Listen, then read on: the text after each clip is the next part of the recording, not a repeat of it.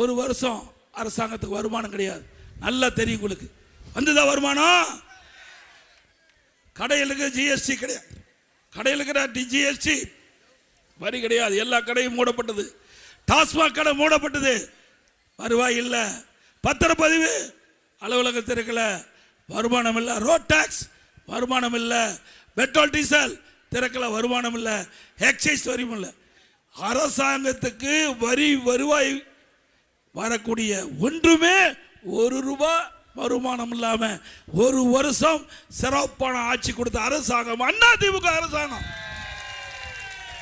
அந்த காலகட்டத்தில் கூட விலைவாசி உயர்ல ஒரு கடுமையான சோதனையான நேரத்தில் கூட விலைவாசி உயராக பார்த்துக்கிட்டோம். ஏழை மக்கள் பாதிக்கூடாது என்பதற்காக அம்மா உணவகத்தில் நாள்தோறும் 77 லட்சம் பேருக்கு 3 வேளை சுட சுட விலை இல்லாமல் உணவு கொடுத்தோம். ஒரு வருஷம் உணவு கொடுத்தோம். அது மட்டும் இல்லை, இப்போ அம்மா உணவகம் அப்படி அப்படியே குறைச்சி அதுக்குடைய பொருளை குறைச்சாங்க, தரத்தை குறைச்சாங்க, பணி செய்கின்ற பணியாளரை குறைச்சாங்க. அம்மா உணவகத்தை பல இடத்துல மூடிட்டாங்க. அம்மா உணவகத்தினுடைய உணவு தரம் இல்லாமல் கொடுத்து ஒரு அவப்பெயரை உண்டாக்க பார்க்குறாங்க. மீண்டும் அதிமுக ஆட்சி மலரும். அம்மா உணவகம் திறக்கப்படும்.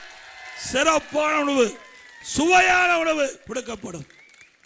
உங்களால் மீண்டும் நான் முதலமைச்சராக வந்தால் அம்மா உணவகம் என்னுடைய நேரடி கட்டுப்பாட்டில் இருக்கும். இயக்கம் தோற்றுவித்ததே ஏழைகள் மகிழ்ச்சியோட வாழ வேண்டும். ஏழைகளுக்கு அத்தனை அடிப்படை தேவைகளையும் நிறைவேற்ற வேண்டும். அதை அம்மாவில் கண்ணை இமைகாப்பது போல கட்டி காத்தார்.